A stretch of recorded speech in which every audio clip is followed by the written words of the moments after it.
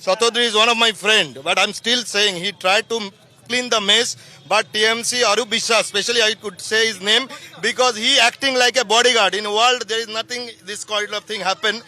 We have not seen even a single minute Messi in the ground because of these bloody politicians and police has no control. ফুটবলের মক্কা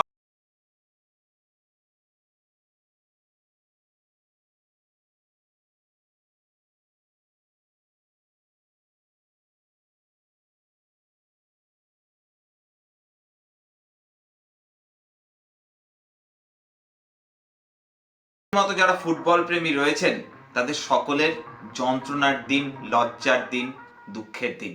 আজ গোটা বাঙালির লজ্জার দিন সমগ্র বিশ্বের কাছে। আজকের দিনটা আমাদের কাছে খুব আনন্দপ্রিয় হতে পারত, আনন্দের হতে পারত, কারণ আজ কলকাতা শহরে পা রেখেছিলেন লিওনেল মেসি। এই সময়ে পৃথিবীর সর্বশ্রেষ্ঠ ফুটবলার। আমাদের মতো অনেকেই ছোটবেলা থেকে যাকে ঈশ্বরের মতো করে পুজো করি। তার খেলা, তার খেলার ভঙ্গিমা আমাদের বারংবার মুগ্ধ করেছে। সেই মেসি আজ শহরে এসেছিলেন। আমাদের কাছে খুব আনন্দের দিন ছিল। শুরুটা বেশ আনন্দের সঙ্গে হয়েছিল। গতকাল রাত থেকে অনেকেই ঘুমোননি, অনেকে রাত জেগেছেন। আর এই মেসি আসবেন এই প্রস্তুতিটা কয়েক মাস ধরে চলেছে। মানুষজন অনেক কষ্ট করে টিকিট কেটেছিলেন। যে মানুষ হয়তো কম পয়সা উপার্জন করেন সে সারা রাত ধরে কাজ করেছে, পুজোর সময় এক্সট্রা কাজ করেছে একটা টিকিট কাটার জন্য।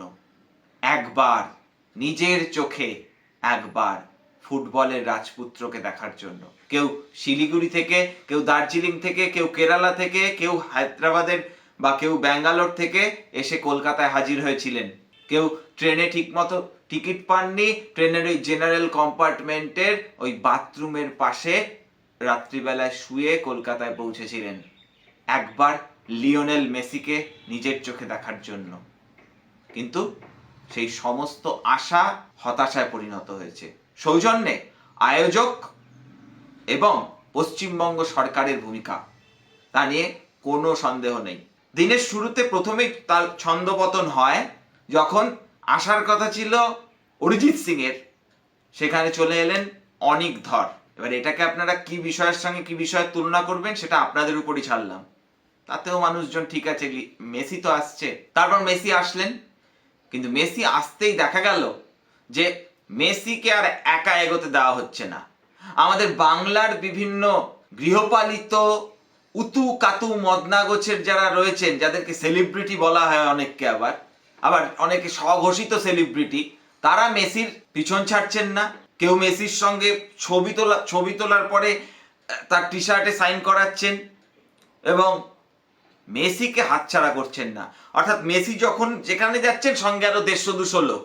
তাহলে স্বাভাবিকভাবে যে মানুষ ওই দূরের গ্যালারিতে বসে আছে সে কিভাবে মেসিকে দেখবে? যে কাঙ্ক্ষিত, যে চাওয়ার জন্য মানুষ এসেছিলেন সেটা কি করে পূরণ হবে? কথা ছিল মেসি যে মাঠের চারপাশে অন্তত 3-4 পাক খাবেন, কিন্তু 4 পাক খাওয়ার সুযোগটাই বা পেলেন কোথায়? তার আগেই তো বিভিন্ন লোকের ক্যামেরা আর সেলফি, আর নেতা মন্ত্রী উতু কাতু মদনা পাড়ার নেতা তারা ভিড় করে রইলেন এবং কিছু ছবি এরকম সামনেও এসেছে। কেন মেসিকে কি এই ভিড়টা একটু সামনে এগিয়ে যেতে দিতে পারতেন না? এই প্রবল হ্যাংলামো আজকে বিপর্যয় ডেকে আনলো। স্বাভাবিকভাবে ক্ষোভের সঙ্গে যারা দর্শকরা গিয়েছিলেন তারা জলের বোতল ছুটতে শুরু করলেন এবং বিশৃঙ্খলা শুরু হতেই নির্ধারিত সময়ের আগেই মাঠ ছাড়লেন লিওনেল মেসি।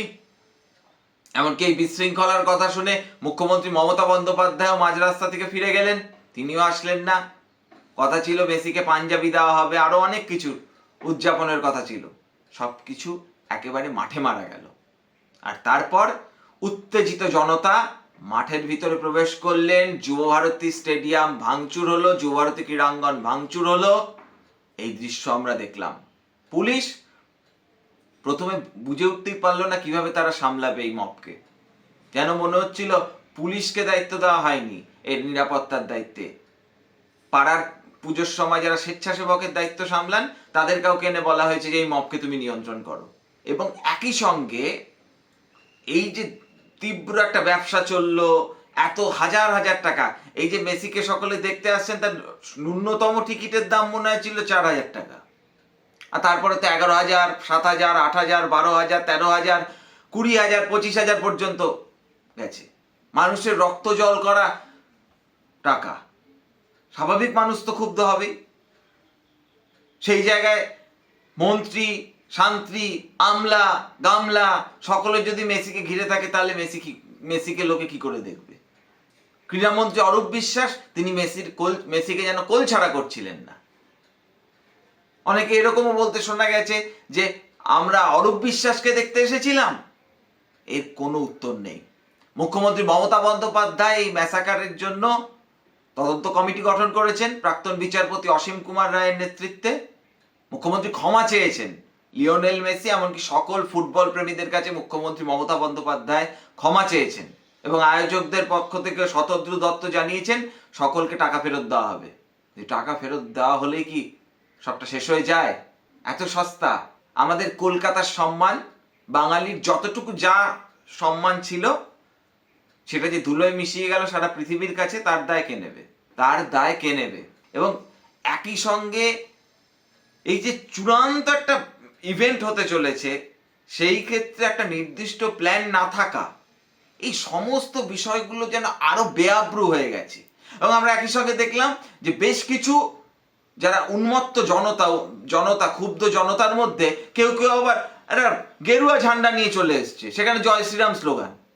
এটাও অত্যন্ত বিরক্তিকর। এখানে প্রশ্নটা চেকিং ঠিক মতো হয়নি, নাহলে কেউ কি করে ওরকম গেরুয়া ঝান্ডা নিয়ে চলে আসতে পারে? অর্থাৎ তাহলে কিছু লোকের মধ্যে সেই এজেন্ডাটাও ছিল, সব জায়গাতে জয় শ্রীরাম স্লোগান। অনেক মানুষ আমরা এই ধর্মের রাজনীতি দেখতে দেখতে ক্লান্ত। স্বামী বিবেকানন্দ বলেছিলেন গীতা পাঠ অপেক্ষা ফুটবল খেলা ভালো। অন্তত সেই ফুটবলের মাঠেও ধর্মকে যারা টেনে আনে তারা নরকের কীট, তারা মনুষ্যবধবাচ্য নয়। যারা ওই সকলে না, একটা খুব কম অংশ, ভগ্নাংশের মতো যারা ওই গেরুয়া ঝান্ডা ফান্ডা নিয়ে এসে স্লোগান দিচ্ছিলেন তাদেরকেও ধিক্কার জানাই। তারাও বাঙালির মান সম্মানকে ডুবিয়েছে। যেমনভাবে আয়োজক এবং পশ্চিমবঙ্গ সরকারের ভূমিকা ডুবিয়েছে, কিছু ব্যক্তির ভূমিকা ডুবিয়েছে, এমনভাবে ওই রকম কিছু লোকজনের ভূমিকাও ন্যাক্কারজনক। এই ঘটনা দেখে অনেকে মনে করিয়ে দিচ্ছেন স্বাভাবিক তুলনা আসবে, রাজনীতি মানেই তুলনা, যে 2008 সালের কথা।